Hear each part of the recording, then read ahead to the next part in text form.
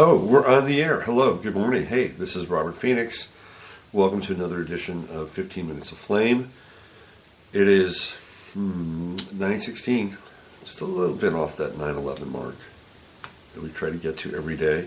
How is everybody? It is another great day in the neighborhood.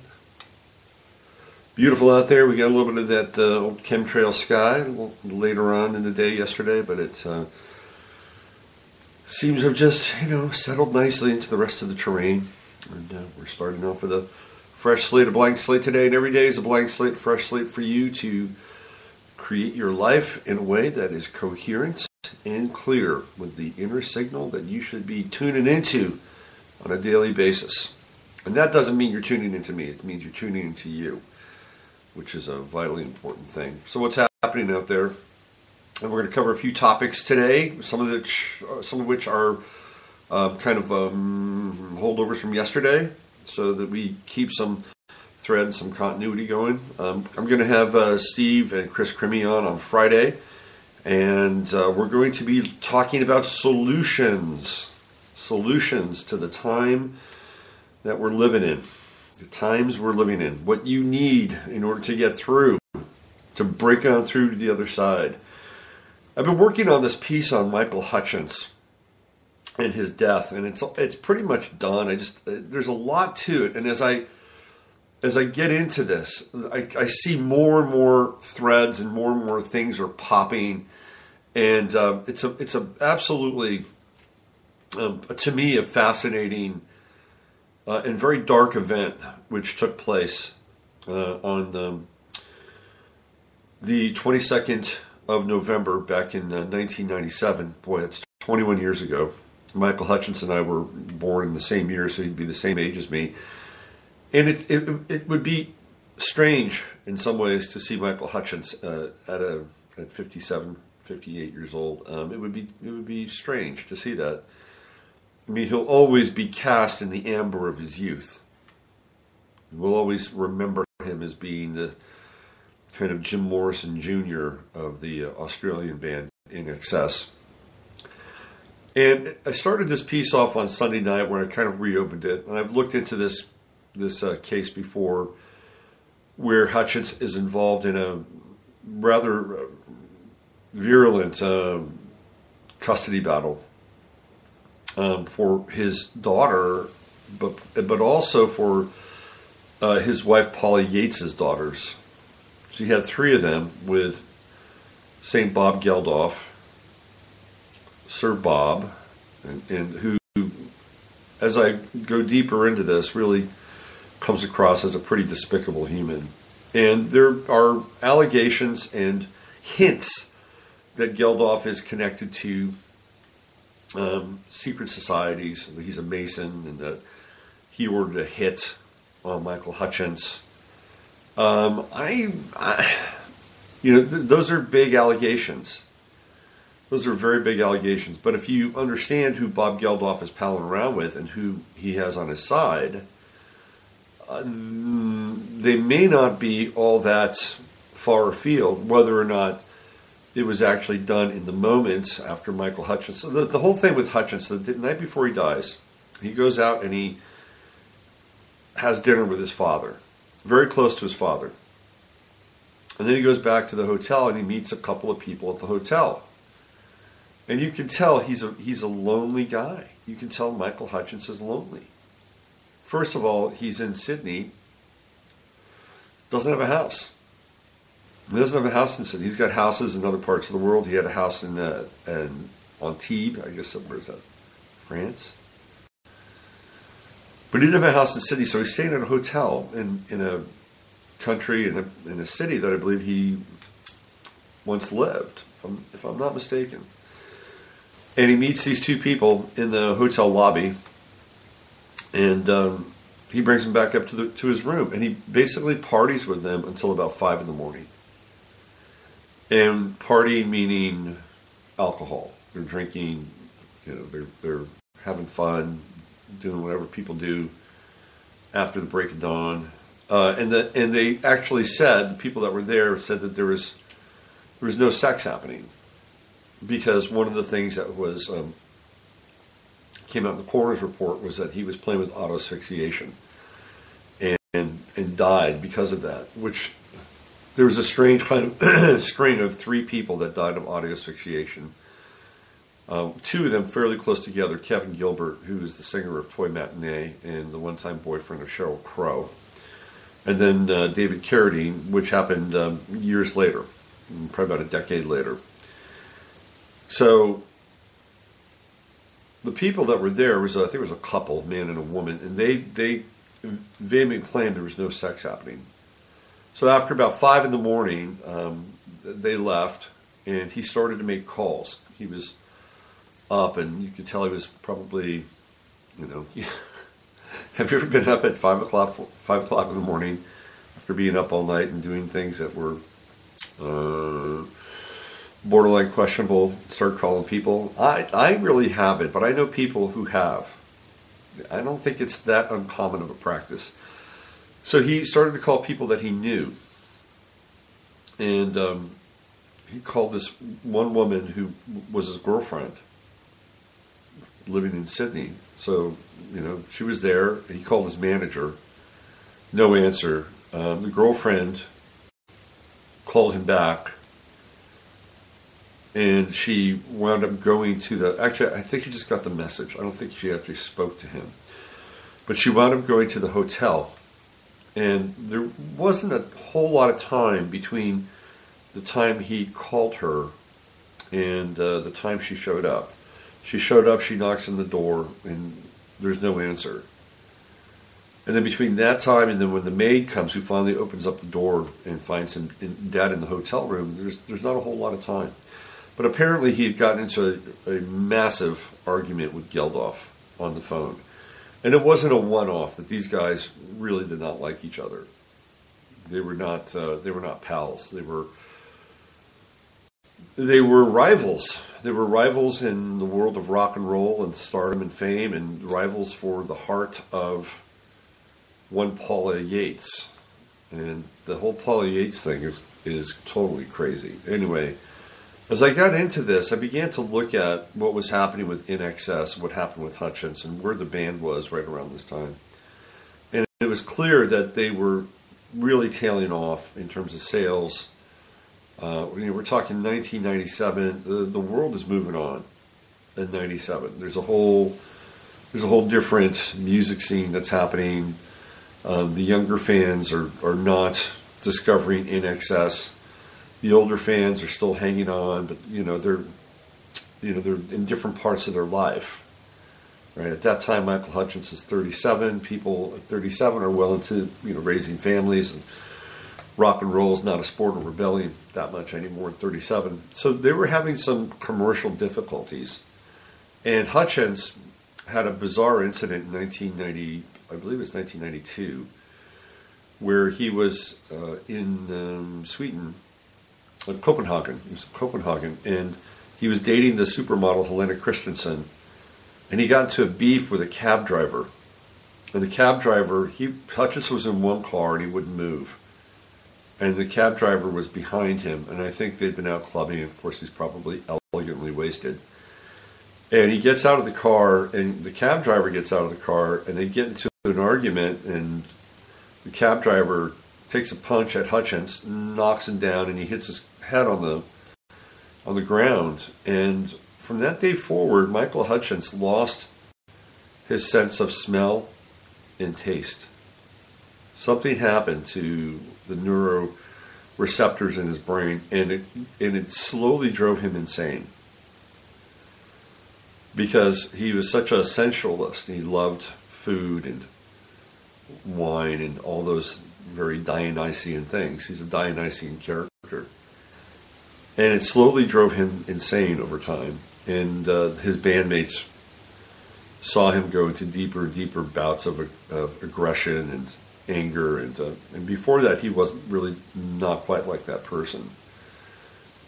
It's fascinating to see this decline of a person, and it speaks to rock and roll in a lot of ways. It speaks to the fact that Hutchence was an icon, and he was an icon of sex and youth and danger, and and intoxication. Again, kind of a Morrison, Dionysian-like figure.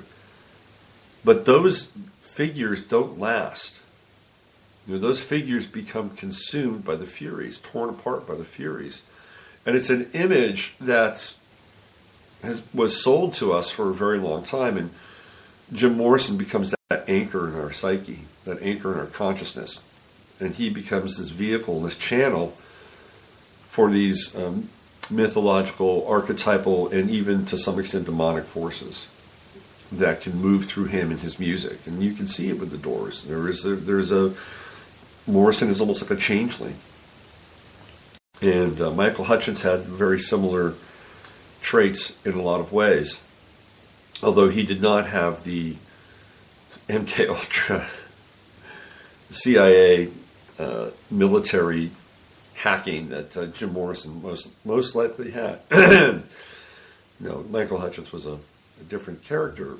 But no, it's a whole fascinating overlay with this thing, because if you look at Paula, now here's where it gets really interesting, and we're going to talk about some other stuff today. I just have to update you folks on what I'm working on. The Paula Yates thing is really fascinating, because the first time you see the two of them is in an interview that Yates did with him for a TV show called The Tube, and that was in England, and Paula Yates was a presenter. This was her first big break. She was working with Jules Holland, who was formerly from the group called Squeeze. And she clearly was going to put her stamp on her brand as being a bad girl. She was naughty. She would talk openly about sex and double entendres and innuendos. And it's really fascinating, because in the first interview, she's basically staring at his crotch the whole time and making references to how tight his trousers are. I mean, if we look at this in retrospect, and that was a man that was interviewing a woman, let's say that was some rock journalist, David Fricke. Let's say David Fricke is sitting there, interviewing Madonna and talking about how nice her titties are. To use the slang word, vernacular, right? Because she's talking up his package. And so there's kind of this, Anyway, what would happen if he did that? I mean, it would be really, really, really untoward. And I guarantee you, if David Fricke ever did that, I mean, that video would come back and haunt his ass.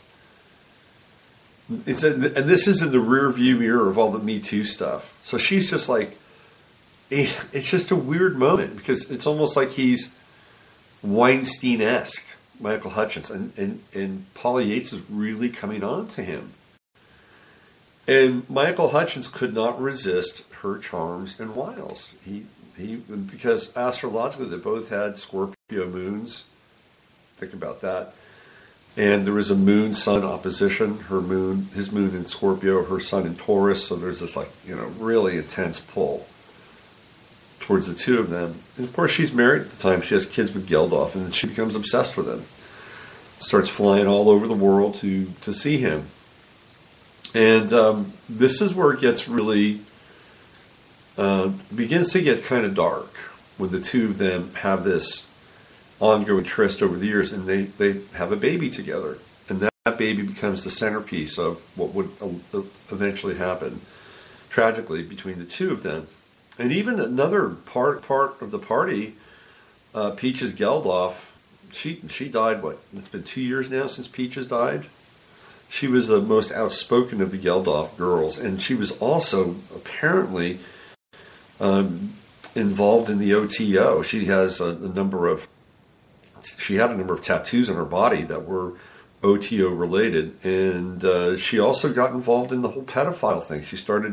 There's a guy, Ian Watkins of the Lost Prophets. It's a band, and he was busted. He was busted for pedophilia, and Peaches, named women on her Twitter feed, basically saying that you have to come out, you have to denounce this because you gave your kids up for this guy. And that came out, and then she killed the Twitter feed. But she didn't live much longer after that. That's Bob Geldof's daughter. Okay, and then there's this whole weird backstory with Paula Yates and Paula Yates' father, who wasn't really her father. And there's this guy, Jess Yates. He was a presenter on the BBC, and then Huey Green was his rival presenter. Is this sounding like something similar? I mean, it sounded like Hutchence and Bob Geldof. Well, she doesn't know that Huey Green is actually her paternal father. No, this happens later on after Hutchence dies, and and Geldof apparently really wanted to discredit her because in the courts he wanted possession and custody of all those kids. So the story comes out that Huey Green is actually Paula Yates' father. And now it's like, oh my God, it's like, oh, this is terrible. Oh, she's illegitimate and all this other stuff, right? So there's this whole... The world is absolutely nasty at times. It is just nasty. Totally nasty. So this leads to ultimately what becomes the downfall of Paula Yates and dying of a drug overdose, or so we're led to believe. But then you look into Huey Green and you look into his past, and it's kind of a shady past. The guy was he was a pilot. He flew for the RAF. He had a singing group with children at the age of 14. He's got all these weird kinds of pieces with his history, and he was a kind of a vicious man in a lot of ways. He also happened to be an Aquarius, just like Michael Hutchence. It's very strange stuff. So you look into sort of the players in this, and all of a sudden there's a different picture that begins to emerge. Ultimately, I think that there might have been some degree of foul play. At what level, I'm not completely certain. But the death is clearly very, very mysterious. Very mysterious. And then he had $30 million theoretically in a bank account. He had all these properties, and when he dies, his family tried to find the money, and it's hidden through all these different companies and sub-companies and all these other charters and trusts, and it's really very convoluted. And at the end of the day, Michael Hutchence died with about $1,000. I mean, he could have accessed that money, I'm sure, while living, but he died with $1,000. He had $500 in his savings account and $500 in his bank account.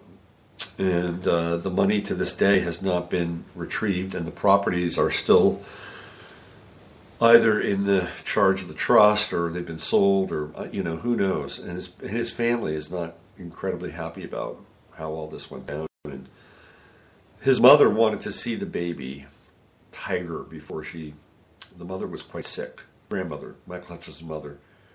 The grandmother was quite ill, and Michael Hutchence's half sister implored to Geldof to let his mother see the baby, and Geldof just basically said, "Fuck off." That's what he said. "Fuck off." Not a warm guy. And then, as I was digging around, apparently, this is the sort of the inside baseball. Geldof had one hit, one kind of big hit. "I Don't Like Mondays," which is about a young woman who went to a school in San Diego and started shooting people. Excuse me. And Geldof claims he only made 1,750 pounds off that song, which I actually believe. If you understand the music business and music business economics, you understand the fact that you're playing with voodoo money, literally voodoo economics. Deals are signed, advances are made, and then back in the day they would have all these triggers and clauses, and the next thing you know, you're owing money. It's like you have this amazing hit record and you're owing money. And people are sitting around scratching their heads going, what just happened? Well, what just happened is you had two lawyers do a deal, and they made a lot of money. They did a wink, wink, nod, nod, nudge, nudge, know what I mean deal. And, and they, artists got screwed. The music industry is terrible. Even the film industry looked upon the music industry as being lowlifes. So, how to get Geldof is worth over $150 million now. How did he make all that money? He had a production company, but you don't make $150 million unless you are in. Let me tell you, you got to be in. Now, what I found was, let's go back, and this is around, 1984? And the images of people in Somalia and Ethiopia are starting to hit the airwaves. Extreme hunger, extreme famine. I mean, these people are like, it's very hard to look at. And the Western world is actually a very compassionate world, and they hate to see pain, and we hate to see suffering, because we're actually compassionate. We have empathy. And all of a sudden people want to help. Well, how can we help? How can we stop this tragedy? And here comes Sir Bob, St. Bob. Let them know it's Christmas time. Live Aid,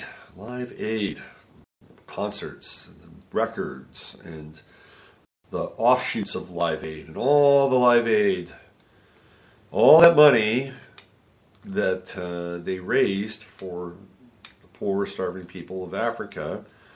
The majority of that, guess where it went? It went to the corporations that those countries were in debt to. That's right. Live Aid was created to pay off the debt. And some of the food went to Somalia and Ethiopia. I mean, Geldof was there. There's a story about where he goes to the docks and sees the food there, and it's not being distributed because the people there don't give a shit. I mean, there's a real breakdown. I mean, you talk about cremation of care. I mean, I'm sure if he had any kind of he's a Libra, so he probably is trying to balance it out, and he's making money off of the Live Aid side because he's basically a front man for the corporations. But on the other side, he's okay, well, I may as well go there and show up and see what's happening. He goes there, and he's appalled by what happens. And there's a huge breakdown in the people on that side of things. Like, they didn't give a shit. And if they did have food, it either rotted or they took it home. And it's like, okay, well, this is how the system works. And he kind of never looked back in some ways. But he's made $150 million. And it's a really fascinating story. I mean, I think the takeaway with all of this is that Michael Hutchence was somebody who was in a rapid state of decline. And he had the baby, and the baby was changing his life. Apparently, he's becoming a nicer guy. I really loved this little girl, It was transforming him. But he was kind of in a rapid state of both commercial and personal decline. And the entropy, and this is where we get into this whole piece around how we create our own reality. And I'm not saying Michael Hutchence is to blame for his death, because there clearly could be outside forces involved in what took place. Certainly, Paula Yates was essentially gang-stalked and victimized. But even Paula was, I think everybody was complicit in some degree. In some degree, they were all complicit in their own demise. I'm not trying to paint Michael Hutchence or Paula Yates as victims. But if you look at it, they both indulged in a system that promoted them and promoted a specific type of behavior and promoted a specific type of cultural exchange that was, salacious and salty and to some degree taboo, right? And then when that system was done with them, when they hit the event horizon, which is nobody is young forever. We can't always indulge in the dreams of our decadence and our sexual prowess and power forever. That begins to diminish and fade. And for somebody like Hutchence, it came fairly quickly. and also because he had this blow to the head. We got some chatters here. Let's go into the chat room, see what we got. Solutions on Friday, that will be refreshing. Yes, we are compassionate, and my nephew and his solutions on refreshing. I'm always giving you solutions. You're just not listening. Or maybe you're listening, but you're focusing on you're focusing on the dark material. I'm always talking about solutions. Last week I was definitely in solutions mode. But you couldn't hear it in some ways. Last week was interesting. I got off on I was really channeling the Saturn and Capricorn piece. You must make a friend of horror. Horror and moral terror. It's true, though. It is absolutely true. I mean, so what's really interesting is what's happened with Kathy Newman. And Jordan Peterson. Man, that video interview last week exploded. Went viral, trending on YouTube. When you trend on YouTube, man, that is a big deal. Exploded, went viral. And then the trolls came out and went after Kathy Newman. There's a big deal. Oh, we got to look into this. We've got to look into the security. We have to, she's being threatened. And, so this whole drama ensues after the interview. And Kathy Newman is now being kind of painted as a victim. It's true. Like, oh, poor Kathy Newman. Poor Kathy Newman. Look what happened. So and Jordan Peterson, it was a very interesting post-interview with this young guy. It's about an hour and a half long. And he really gets into some very interesting territory. And basically what he said was there were a couple things that he wished he'd done differently during the interview. And one of them was the gotcha moment. And it was a really interesting moment because when I first saw that gotcha moment, my first reaction was vocal. I went, ha! And then he did the exact same thing. Like a couple seconds later, he says, ha! Gotcha. And in some ways, like I can understand that needed to happen because Kathy Newman was a bulldog, and she went in there and with one sole goal and purpose, which was to challenge. And apparently, that's the style of Channel 4. I don't live in England, so I don't know what Channel 4 is about. But apparently, that's the Channel 4 style. And but he wasn't having any of it. And ultimately, what he says in this postscript interview with this young guy, it's a great interview. He says, really what I was engaged with was not even a person. What I was engaged with was an ideologue who was trying their extreme best to get their point across and to dominate the conversation.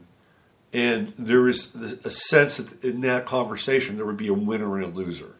And that's how it was framed, and that's how Kathy Newman was framing it, that she was going to come in over the top and dominate that conversation and prove to Jordan Peterson that his ideas, his thoughts were either unacceptable, they were invalid, whatever description you wanted. And at the end of the day, Kathy Newman would walk out of that studio with Jordan Peterson's head decapitated from his body. See what I did, see what I did, see what I got. Ha, give me five, give me five, give me five.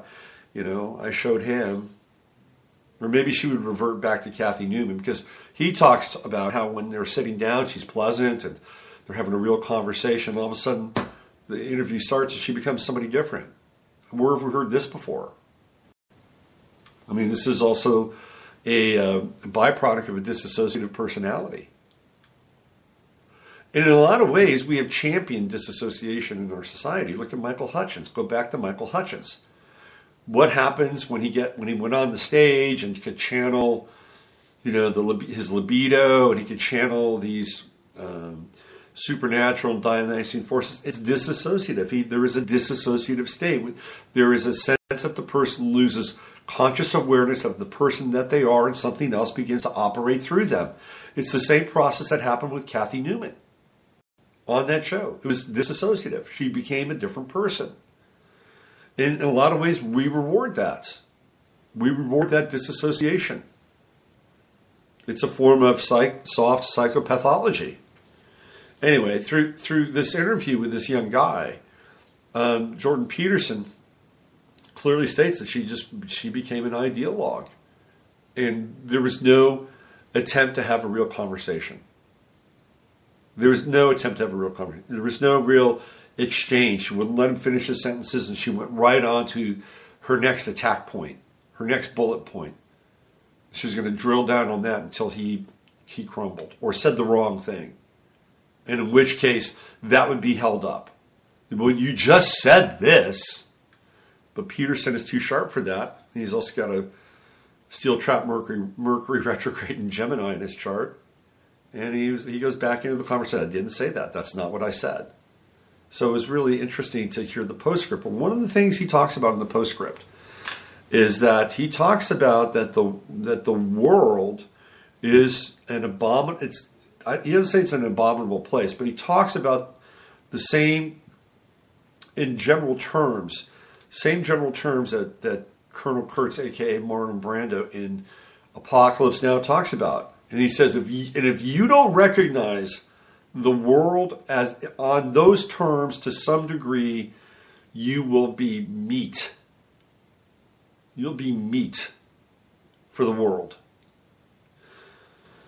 And he talks about how you can actually get through it and what you need to develop as an individual. It's really, he was talking about some of the same things I was talking about last week.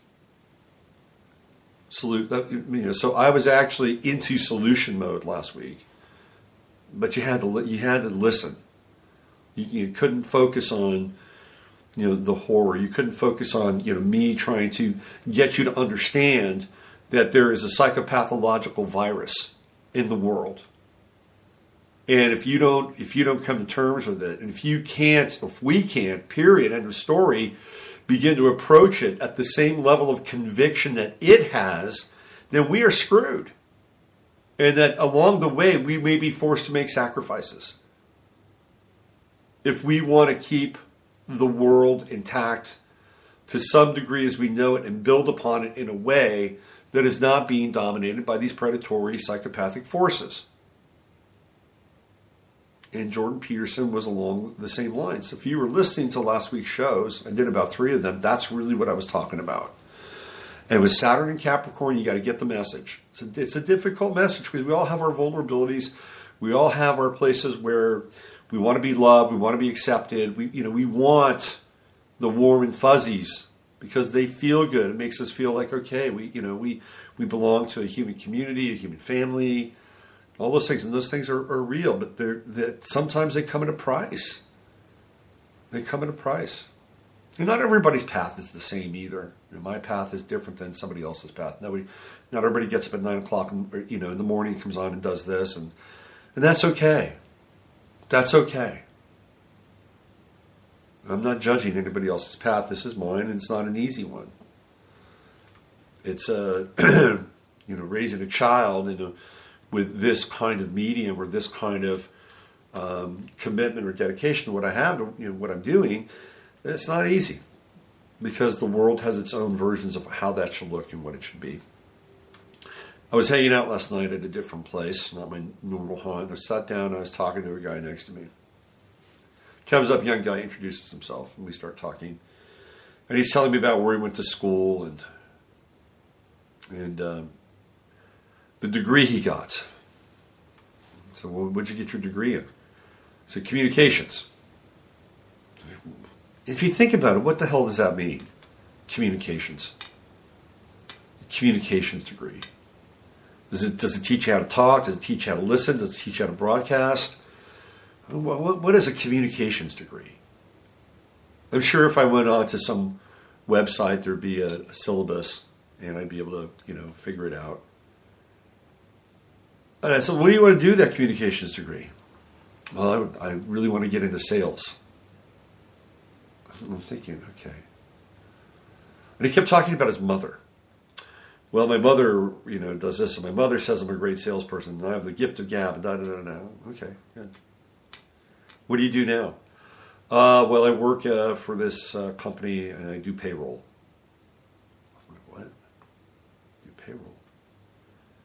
you went to school for communications, and you want to do sales, but you're in a company doing payroll. I'm thinking, this guy's confused. I said, oh. He said, well, I could get a couple of internships. I have 2 internships I could go to, but they don't pay as much as what I'm making now. And oh, okay. I said, what's your sign? He says, I said, when were you born? He said, oh, July 15th. I said, you're Cancer. He said, yeah. I said, forget about sales. Keep your payroll job. And he looked at me. He said, why? I said, well, Cancers are conservative. By and large, they're conservative. You want comfort. If I were you, I would stay in that job, and I would cut down on my expenses, and I'd save my money, and I'd go out and buy some land. He looked at me. I said, well, man. I said, yeah. Save up about 15 grand. You could probably do that in about a year and a half if you watch your budget and get real serious about it. Then you go out to a place called Llano, and you get yourself a little place in Llano, and you buy it and you own it. You don't live there, you rent it out. And now all of a sudden you've got an investment in oh. Because before that I said, look, if you really want to be, this is before I found out that he was a Cancer. And look, don't get me wrong. Don't get me wrong. There are Cancerian people out there who I'm sure are quite good at sales. And many of them are probably in the home industry.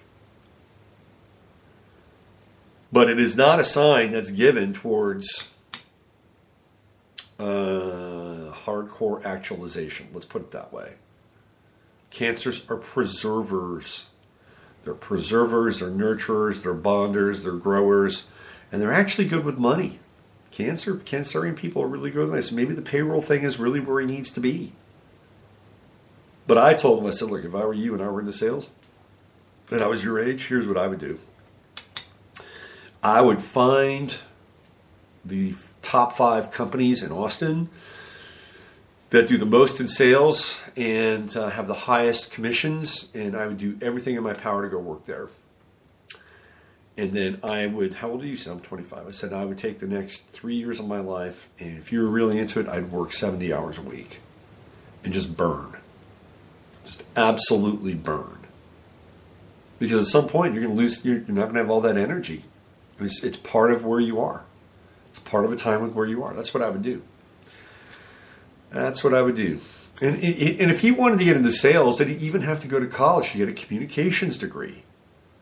I mean, think about that. I remember when I was a kid, when I was going to junior college, and I was studying broadcasting. And I thought I was on a great path. It was a junior college. I was known for its broadcast facilities, had a great reputation, but it was fading a little bit by the time I got there, to be quite honest with you. But they still had it intact, and I was doing it, and I was thinking, hey, I'm gonna be in broadcasting. I'm gonna be in the media. And by the way, this is what my parents wanted me to do, because in some ways I didn't really have a clue. It was like, okay, we're gonna go move to Foster City, and San Mateo Junior College has telecommunications. That's what they called it back then, program.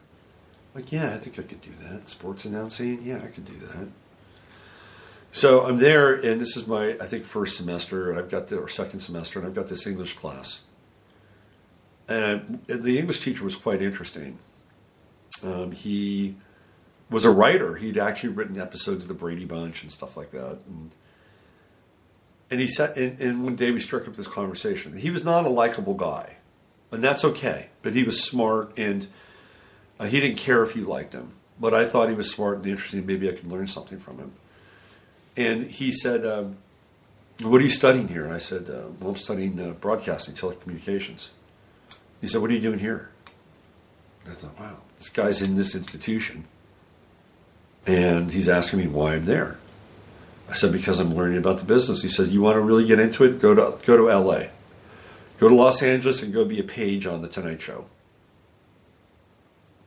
I'm like, wow. This guy's advocating that I leave school and just go to L.A. and become a page on The Tonight Show, because that was an entry-level position. The pages, I don't even think got paid. It was like an internship, and all the pages had second jobs, maybe third jobs in L.A., and that was and I'm like, wow. And I'll never forget that moment. It was shocking to me. And I had to think about it. I had to think about, well, why am I here? What am I doing? And do I not have the cojones to just get up and go and really pursue this if I really wanted to pursue it? And over time, I realized that at that point in time in my life, that it wasn't that important to me. And that's a hard thing to say. Because if it had been really important to me, I would have done it. And this is where we get into the application of will. And it's just an interesting kind of journey down memory lane that I connected with this young guy. In terms of where he was in his life and what he was trying to do and all that stuff. And my advice to him was to go burn.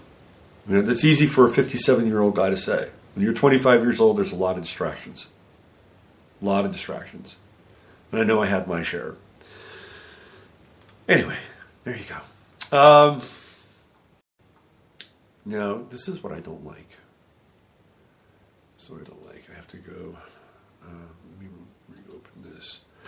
This is picking up from yesterday's story about the flu. Just want to do a little bit of a follow-up here. This is from Before It's News, which apparently is some kind of CIA cover site. But this is a story here. It says, let's see what we got. 8 die of flu in 2 weeks in Santa Barbara. Here's the kicker. 7 had their flu shot. Scientists were worried this year that flu season was going to be especially rough, and that's proven to be true. And even though the flu shot doesn't work particularly well this season either, it's about 10% effective. Health officials still want you to get it. Get that damn shot! But sadly, in the last 2 weeks, 8 Santa Barbara County residents have died from the flu, and 7 of them had had their flu shots. Here's the kicker. All 8 were 65 and older. My mother got the flu shot, and I thought she was going to die. Our thoughts and prayers are with their families. Their families should sue the shit out of these pharmaceutical companies. Should all get together and file a class action suit. Dr. Charity Dean, what a name, huh? Charity Dean. The public health czar for Santa Barbara County is extremely worried because she's not seen numbers like these in the last decade. The number of patients who are testing positive for the flu at local hospitals and health clinics is off the charts. Local emergency rooms are slammed, reportedly experiencing a 3-fold increase in a number of patients reporting flu-like symptoms. And emergency room waiting lines have gotten much longer as a result. Initially, doctors wondered whether the numbers in Santa Barbara were higher because of pre-existing lung problems from the Thomas fire. But now the rest of California seems to be getting hit just as hard. That theory has been discarded. This year's strain of flu, H3N2, has been knocking people out hard. But you don't need a flu shot. That's only 10% effective and comes with a host of potential problems instead. You need to take care of your body. Want a solution? Here you go. I'm not a doctor. I'm not trying to tell you what to do. By getting sunlight or taking vitamin D, drink plenty of water, manage your stress level, and eat plenty of whole foods. Absolutely. Take care of your body. That is, and don't get the damn flu shot. That is part of the solution. The memo, the smoky memo. We're finally getting to it. We're finally getting to the smoky memo. Apparently, Devin Nunes is in possession of a memo that, if it is released, it will prove beyond a shadow of a doubt, that there was a conspiracy to take Trump out of the presidency. And this is starting to make the rounds now. And there's other little bits and pieces that are associated with it. Jaw-dropping text message by FBI agent suggests no Trump collusion with Russia. So Ron Johnson dropped a bombshell on the Jay Weber show. And he discovered a text from this guy, Peter Sturzak, who needs to buy a vowel for his name.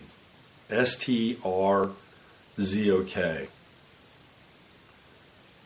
Couldn't they afford a vowel at Ellis Island? I'm sorry. It's a bad joke. Anyway. So the text the text is basically saying that there's nothing there. And this is a guy, I'll read you the story. This is a Zero Hedge. And the hits just keep on coming just hours after we reported that according to the latest batch of text messages between anti-Trump investigators, a secret society of folks within the DOJ and the FBI may have come together in the immediate aftermath of the 2016 election to undermine President Trump. Another blockbuster text message appears to have emerged. Just keep in mind the NSA has all these things. They've got all the text messages. They've got all the phone calls. They've got it all. Wisconsin Senator Ron Johnson, the chairman of the Senate Homeland Security Governmental Affairs Committee, said in a radio interview that FBI's top agent on the Trump-Russia investigation, Peter Strzok, sent what Johnson called a jaw-dropping message, a jaw-dropping text message last year that suggests he saw no evidence of Trump campaign collusion. As first reported by the Daily Caller's Chuck Ross in an interview with WISN Milwaukee radio host Jay Weber, Johnson read aloud on May 19, 2017, that Strzok sent to Lisa Page, an FBI lawyer, and his mistress. As Weber summarized, Ron Johnson tells me he's discovered a text from Peter Strzok 2 days after the Mueller investigation in which he questions whether he wants to be a part of it because he believes there's nothing there, no collusion. The Strzok text verbatim: on joining the Mueller investigation May 19, 2017, you and I both know the odds are nothing. If I thought it was likely, I'd be there, no question. I hesitate in part because of my gut sense and concern that there's no big there. How about that? Here's the text. This is the actual text. You and I both know the odds are nothing. If I thought it was likely, I'd be there, no question. I hesitate in part because of my gut sense and concern that there's no big there. So here, is this a blockbuster? You've got an FBI guy pretty high up in the hierarchy in the organization, and he's basically saying it doesn't look like there's anything there.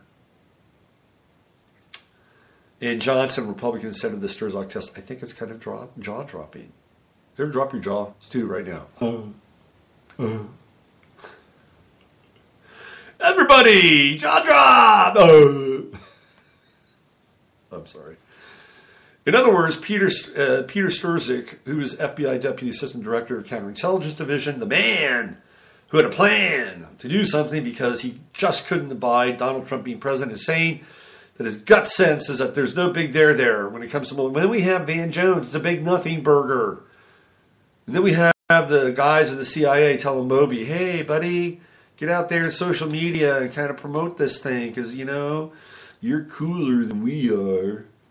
You're way cooler. Can we come backstage and hang out with you? Watch you spin? Meanwhile, the question of just who was obstructing justice, Trump or the FBI and the DOJ, is becoming increasingly more pressing with each passing day. Now, then there's this Nunes memo. And it's like, okay, apparently it's a smoking gun. Some people said it was already released. Other people say, well, no, that's not really the memo. So we're going to find out real fast, I think, hopefully. If not, then this is what happens. We're getting this tension, build up, tension, build up, tension, build up, tension, build up, and nothing ever happens. There's no release. Here's another goodie from Zero Hedge from yesterday. FBI agents discuss secret society within DOJ and FBI working to undermine Trump. The old secret society.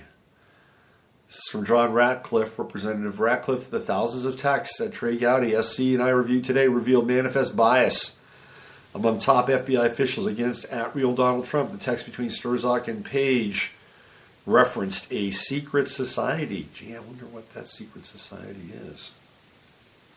The new texts were included in a 384-page DOJ document released to congressional investigators last Friday. So that happened Friday. These guys have been going through this document. 384 pages. That's a lot.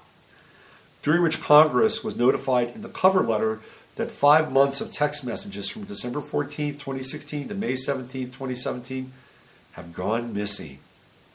NSA's got that stuff, I'm telling you. So there's a bunch of stuff in there that's not there. Gee, I wonder why. Ratcliffe was joined by Representative Trey Gowdy to discuss the latest developments with Fox News host Martha McCallum. When Ratcliffe said, what we learned today in the thousands of text messages that we reviewed, that perhaps they may not have done, that check their bias at the door. There's certainly a factual basis to question whether or not they acted on that bias. We know about this insurance policy that was referenced in trying to prevent Donald Trump from becoming president. And we've got that. We've got the Fusion GPS dossier and fake document. I mean, it doesn't matter where you are or not on the Trump train. You could have gotten off of the Trump train 2 stations ago. You could be in the front loading the boiler with, wood or coal or whatever, right? Whatever it's running on. You could be in the caboose. Doesn't matter where you are. Clearly, there was an effort to undermine a process and a person. Now, there may have been some theoretically enlightened bias, like if this happens and we're in big trouble, so I'm going to take this. I'm going to commit to this because the country will be better off if this doesn't happen. Yeah, I'm sure there's probably some of that. And then I'm sure there's also this, if this guy gets elected and he starts digging around what we've been doing, we're all screwed, which is basically what Hillary had said during the primaries. There's clearly,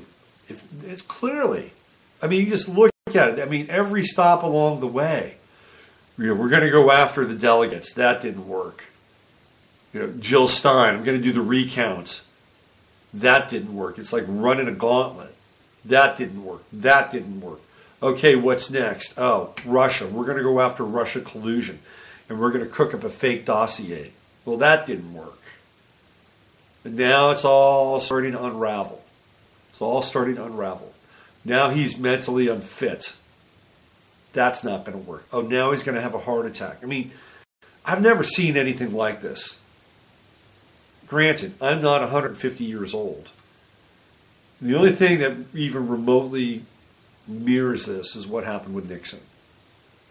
And even with Clinton, I mean, that was just a dog and pony show. They went in, they found stuff. That they found stuff. I mean, these are people, they're investigators, and they have huge amounts of resources, huge amounts of money, and they have methods of getting people to talk about things and produce documents. And there are private investigators that found plenty about the Rose Law Firm and how they raised money and all the really diabolical shenanigans that the Clintons were involved in when they were in power in the state of Arkansas. That's not fiction. And all that stuff was available. What did they come up with? They came up with Monica Lewinsky. So that was a dog and pony show in a lot of ways. Took up a lot of time, took up a lot of our taxpayer dollars. It was a dog and pony show. If they wanted to nail him to the wall, they could have. And they did. I'm sure they did. They probably sat him down in a room and said, listen, William, Billy, here's what we got. And then here's what we got over here. You can take and pick your poison. We're going to bring up the Lewinsky affair, but it's the lesser of two evils. It will show people that, number one, you're not as wholesome as America would like you to be. And number two, it will most likely allow you to stay in office, although you will have to live with the ignominy that results as a part of this. Or we can go over here and we'll just take you out and you'll be removed and you'll probably want to do jail time. It's all Hillary. What do you want to do? Pick your poison. He picked the Lewinsky affair, of course. And after that, he was just putty in their hands, do whatever they needed him to do in places like Bosnia and Chechnya and all those newly emerging places that were once countries and were countries again, and also, of course, in Iraq. But I've never seen anything like this. And it's got to come to a conclusion at some point. I mean, we can't necessarily gauge our sanity and our health around about what's going on in the world around us, because it will drive us freaking insane. I mean, if you are just mainlining the 24/7 news cycle, I guarantee you, your adrenals will be burnt out, and you'll go nuts. You'll go absolutely nuts. But in some ways, we are not separate from that process. And so what we do is we try to get in, untangle, and then detach. But it's gotten to the point now where it's reaching this critical mass, and something needs to take place. Something is going to have to occur, because we just can't keep coming out with this assertion, this attack, and then what looks like, at the very least, with the top of the iceberg, a conspiracy, an actual conspiracy to take Trump out of office, not allow him to be in office, however you want to parse it and phrase it. That part needs to be at some point addressed. And it either needs to be addressed and people need to be accountable, or it needs to be addressed and say there is no conspiracy and we move on. I mean, that's the bottom line. Now you can go on and live your life, and that's fine. And I would suggest that you do live your life and try to find a way in which you can live an authentic life apart from this. But we are connected. We are connected to this process, either directly or indirectly. It is and will affect us on some level, either neurologically or it will be the breakdown of the state. And the breakdown of the state may not be necessarily a bad thing if it's the parts of the state that have been venal and corrupt for a very long time. I'm all for it. Let's break it down. But that process in and of itself is a taxing one, for sure. Okay, anything else we got going on here? Hold on, what do we got? Let's see, we got this, no. There's another person in the Clinton world. Apparently, somebody, who was it? Was it somebody who was a groundskeeper? There's somebody who there was another person. I'll follow up on that tomorrow. We'll look at that tomorrow.